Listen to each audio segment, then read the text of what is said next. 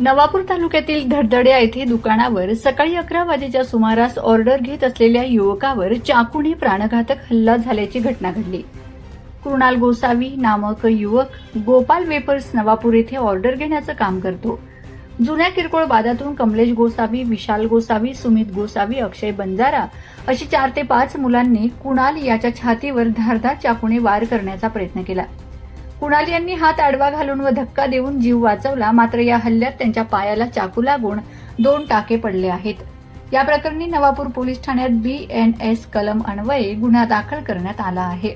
पुढील तपास नवापूर पोलीस करीत आहेत। या संदर्भात आरोपींवर कडक कारवाई करण्यात यावी अशी मागणी पीडिताकडून करण्यात आली आहे। मी कृणाल गोसावी, मी गोपाल एजन्सीला मी सेल्समॅन आहे। तर दिनांक 10/8/2026 ला मी कामाला गेलो। सकाळी 10 ते 11 वाजता मी ऑर्डरला गेलो होतो। तेव्हा तिथं 4-5 मुले आले। त्यांनी थोडंसं म्हणजे रात्री वादविवाद झाला होता, त्याच्यावर ते आले तिथं सकाळी आणि त्यांनी मला चाकूने डायरेक्ट छातीवर हल्ला केला।